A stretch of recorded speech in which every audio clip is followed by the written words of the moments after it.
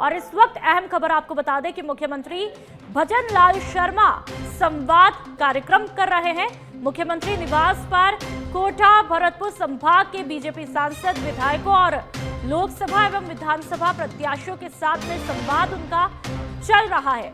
जनप्रतिनिधियों से विकसित राजस्थान 2047 की रूपरेखा तैयार करने को लेकर के चर्चा, लोक कल्याणकारी योजनाओं के प्रभावी क्रियान्वयन को लेकर के भी इसमें तमाम तरह की चर्चा की जा रही है। तो वहीं बजट घोषणाओं की क्रियान्विति और प्रगति पर भी चर्चा हो रही है।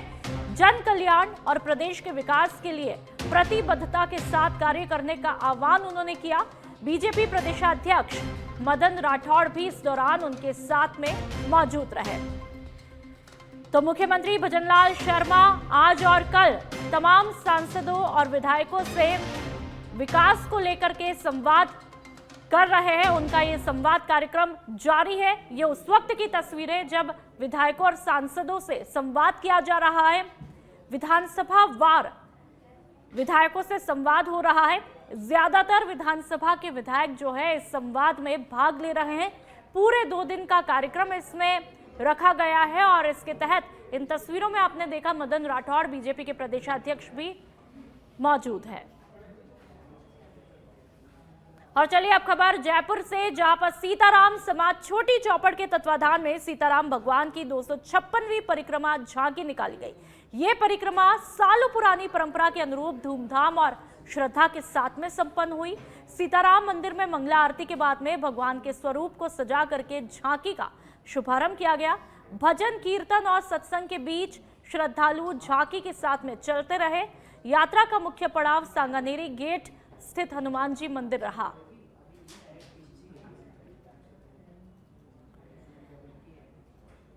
श्री सीताराम समाज की ओर से जयपुर की प्राचीन परंपरा 256वीं सीताराम जी की परिक्रमा, जिसका आप हम सब दर्शन कर रहे हैं, आरती कर रहे हैं। ये 256 साल से राजा महाराजाओं के समय से ये पुरानी परंपरा है कि सीताराम समाज छोटी चौपड़ सीताराम जी के मंदिर से प्रातः परिक्रमा निकलती है, जो पूरा जयपुर के प्राचीन मंदिरों पे भ्रमण करते हुए जयपुर का परिक्रमा करते हुए सांगनेरी गेट आती है और सांगनेरी गेट हनुमान जी महाराज के यहाँ आरती करने के पश्चात फिर ये पुनः रवाना होकर ये स्वरूप देख रहे हैं भगवान के। और चलिए बात उदयपुर की, जहां पर उदयपुर में होटल ताज अरावली में 4 दिवसीय राज्य स्तरीय आदि कर्मयोगी कार्यशाला की शुरुआत की गई। ये कार्यशाला धरती आबा जनजाति ग्राम उत्कर्ष अभियान के अंतर्गत आयोजित की जा रही है। इस कार्यक्रम का आयोजन भारत सरकार के जनजातीय कार्य मंत्रालय और राजस्थान सरकार के जनजाति क्षेत्रीय विकास विभाग के संयुक्त प्रयास से किया गया है।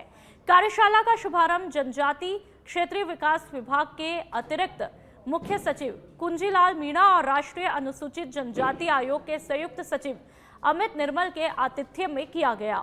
इस कार्यशाला में राज्य के 25 जिलों से चयनित 200 डिस्ट्रिक्ट मास्टर ट्रेनर भाग ले रहे हैं, जिन्हें अभियान से जुड़ी तमाम नीतियों के बारे में, कार्यक्रमों और क्रियान्वयन की बारीकियों से जानकारी दी जाएगी।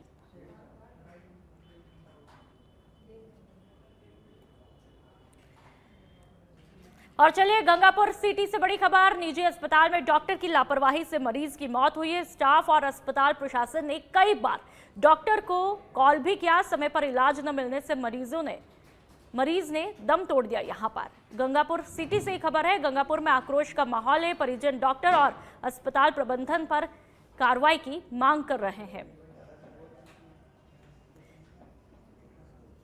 यहाँ पत्री का ऑपरेशन करवाया था, इसमें ऑपरेशन हो गया, 2 दिन एडमिट रही और एडमिट रहने के बाद में जो आज अचानक मतलब उनकी सुबह तबीयत खराब हुई, सांस दम भरी थी, उन्हें कैनुला लगाया तो भरी थी। दम भरने के बाद में 12 बजे अरविंद जी डॉक्टर जो है वो आए। डॉक्टर का नाम एक बार अरविंद अरविंद अरविंद अरविंद है ना, अरविंद दादी अरविंद दादी ऐसे। तो उन्होंने कहा, मैंने कहा कि सर अगर आपसे नहीं समझ रहा, दम ज़्यादा भर रही है तो हमें जयपुर रेफर कर दो।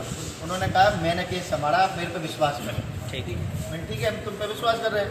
तो उन्होंने उस समय एक इंजेक्शन लगाया था। उसके बाद में उनकी 3 बजे से करीब मतलब 2-3 बजे से तबीयत थोड़ी ख़राब हुई। तो डॉक्टर को फ़ोन करने, कंपाउंडर जो माँ स्टाफ उससे कहा, उसने फ़ोन किया डॉक्टर, लेकिन डॉक्टर नहीं आया। उसके बाद में लगातार फिर हमने आसपास जितनी भी जानकारी थी हमारी जितनी। और चलिए अब खबर बूंदी से, जहां पर विधायक हरिमोहन शर्मा ने बाढ़ प्रभावित क्षेत्र का दौरा किया है। दिलुंदा, खटकड़, ख्यावदा सहित कई गांवों का दौरा किया गया। हरिमोहन शर्मा ने गांवों का दौरा करके क्या कुछ हालात है उन स्थितियों को जाना, ग्रामीणों की समस्या सुनी और अधिकारियों को दिशा निर्देश दिए। ग्रामीणों को मुआवजा दिलवाने के भी निर्देश दिए गए। तो देखिए बूंदी से ये खबर, जहां पर विधायक हरिमोहन शर्मा ने बाढ़ प्रभावित क्षेत्र का दौरा किया है और वहां पर क्या कुछ हालात बने हुए हैं, लोग किस कदर परेशान हैं, उनको क्या कुछ सुविधाएं उपलब्ध करवाई जानी चाहिए, इसको लेकर के तमाम अधिकारियों को दिशा निर्देश दिए हैं। लगातार हो रही बारिश के चलते शिवगंज कस्बे के केसरपुरा तिराहे से बजूरिया पेट्रोल पंप तक फैले नाले से पानी लोगों के लिए घरों तक पहुंच चुका है, जिससे इलाके में हड़कंप मचा हुआ है। तस्वीरें आप देख सकते हैं कि हालात इतने बिगड़ जाते हैं कि लोग खुद बकेट और झाड़ू से पानी निकालते हुए दिखाई देते हैं। आपने तस्वीरों में देखा, स्थानीय लोगों की इस गंभीर समस्या को सच बेधड़क ने प्राथमिकता के साथ में उठाया और खबर को प्रकाशित किया। खबर के चलने के बाद में प्रशासन हरकत में आता है। मौके पर उपखंड स्तरीय अधिकारी, नगरपालिका की टीम और जेसीबी मशीन के साथ में पहुंचते हैं और नाले की सफाई और अतिक्रमण हटाने की कार्रवाई को अंजाम देते हैं। जैसा कि आपने तस्वीरों में भी देखा, कई स्थानों पर अवैध निर्माण को भी तोड़ा गया। ग्रामीणों ने इस गंभीर विषय को उजागर करने के लिए सच बेधड़क का आभार जताया। तो जेसीबी की मदद से किस तरह से सफाई की जा रही है, गंदे पानी की निकासी की गई, अतिक्रमण को हटाया गया, इन तस्वीरों में आपने देखा और इस मुद्दे को सच बेधड़क ने प्रमुखता के साथ में उठाया और इसका आभार जताया गया। बढ़ते हैं आगे। रुदावल क्षेत्र में लगातार 3 दिनों से हो रही मूसलाधार बारिश के चलते जनजीवन पूरी तरह से प्रभावित है। पांचना बांध और बारेठा बांध से छोड़ा गया पानी अब गांवों की तरफ बढ़ने लगा है, जिससे कई गांवों में पानी भरने की स्थिति यहां पर पैदा हुई है।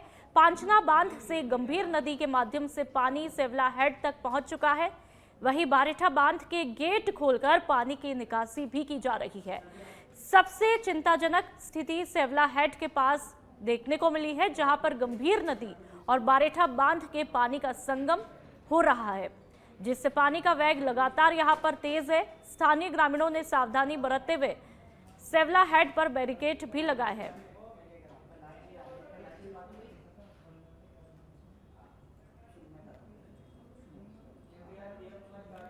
और चलिए एक बार फिर से आपको बता देते हैं कि मुख्यमंत्री भजनलाल शर्मा काफी एक्टिव दिखाई दे रहे हैं। संवाद कार्यक्रम उनका चल रहा है, तमाम विधायकों के साथ में, सांसदों के साथ में संवाद कार्यक्रम चल रहा है। सच बेधड़क पर सबसे पहले आप ये तस्वीरें आप देख सकते हैं, तमाम सांसद और विधायकों के चेहरे आपकी टीवी स्क्रीन पर। मुख्यमंत्री निवास पर यह कार्यक्रम और सीपी जोशी यहाँ पर मौजूद है, ये भी आप तस्वीरों में देख सकते हैं। कोटा भरतपुर संभाग के बीजेपी सांसद, विधायकों और लोकसभा और विधानसभा प्रत्याशियों के साथ में संवाद कार्यक्रम चल रहा है। मदन राठौड़ भी जो है यहाँ पर विचार विमर्श करते हुए दिख रहे हैं। जनप्रतिनिधियों से विकसित राजस्थान 2047 की रूपरेखा, लोक कल्याणकारी योजनाओं के प्रभावी क्रियान्वयन, बजट घोषणाओं की क्रियान्विति और प्रगति पर चर्चा यहाँ पर की जा रही है। सच बेधड़क सबसे पहले इन तस्वीरों को आप तक पहुंचा रहा है। विकास पर महामंथन तमाम विधायकों और सांसदों के साथ में कि राजस्थान की तस्वीर और तकदीर को किस तरह से 2047 तक बदला जा सकता है, कायाकल्प की जा सकती है। तस्वीरों में आप पूर्व नेता प्रतिपक्ष आपने राजेंद्र राठौड़ को भी देखा। तस्वीरें लगातार आपकी टीवी स्क्रीन पर।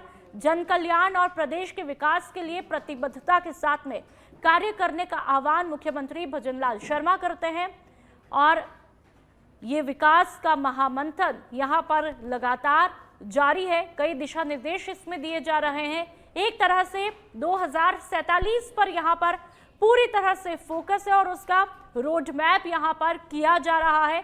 रोड मैप को तैयार करके उसी के अनुरूप राजस्थान के विकास को लेकर के क्या क्या योजनाएं हो सकती है और जो पहले की योजनाएं हैं उनको किस तरह से लागू किया जाए, किस तरह से क्रियान्वयन किया जाए, उस पर तमाम तरह से चर्चा यहाँ पर की जा रही है। मुख्यमंत्री भजनलाल शर्मा तमाम विधायकों और सांसदों को दिशा निर्देश देते हुए, हिदायत देते हुए आपने देखा कि लगातार पिछले कुछ महीनों से मुख्यमंत्री भजनलाल शर्मा काफ़ी एक्टिव है।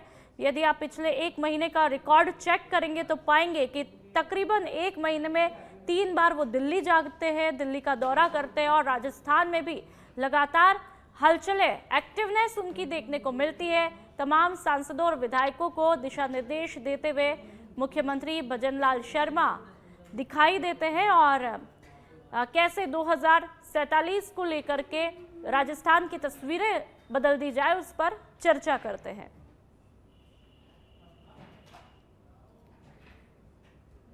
और मेड़ता सिटी से बड़ी खबर मिल रही है। भारी बारिश को लेकर के जिला कलेक्टर नागौर के आदेशों की यहां पर धज्जियां उड़ती हुई दिखी है। निजी स्कूल उड़ा रहे खुलेआम धज्जियां।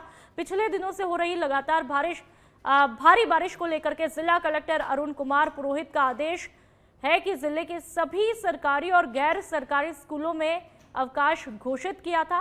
25 और 26 अगस्त को अवकाश की घोषणा की गई थी, तो कई निजी स्कूल संस्थानों ने इस आदेश की धज्जियां उड़ा दी। LBS एकेडमी स्कूल गोटन और आदर्श एजुकेशन ग्रुप ने नहीं माना कलेक्टर का आदेश। और यहाँ पर आप देख सकते हैं कि किस तरह से तस्वीरें, जहाँ पर स्कूल की बसेस भी देखने को मिल रही है और कलेक्टर के तमाम नियमों की आदेश की धज्जियां उड़ाते ये स्कूल दिख रहे हैं। सुरक्षा के लिहाज से इन छुट्टियों की घोषणा की गई थी, लेकिन यहाँ पर खुलेआम धज्जियां उड़ती हुई दिख रही है। ऐसे में यदि हालात बारिश के चलते बेकाबू हो जाते हैं तो कहीं ना कहीं हम प्रशासन पर सवाल उठाते हैं, लेकिन यहाँ पर आम जन कितना जागरूक है वो भी सोचने समझने वाली बात है। अलवर से, जहां पर वन राज्य मंत्री संजय शर्मा अलवर दौरे पर है। संजय शर्मा ने जिला अस्पताल में पौधारोपण किया। इस दौरान मीडिया से बात करते हुए उन्होंने कहा कि ARCP का पानी 2039 तक अलवर में आ पाएगा। इसमें समय जरूर लगेगा, लेकिन आमजन के लिए स्थायी समाधान होगा। और इससे पहले हम अलवर के नटनी का 12 से पूरा पानी जयसमंद बांध में लेकर के आएंगे। भरतपुर में चंबल का पानी आ चुका है। स्टेट समय से अलवर का आधा पानी रूपारेल नदी के जरिए भरतपुर जाता है। उसे पूरे पानी को अलवर लाने का प्रयास करेंगे।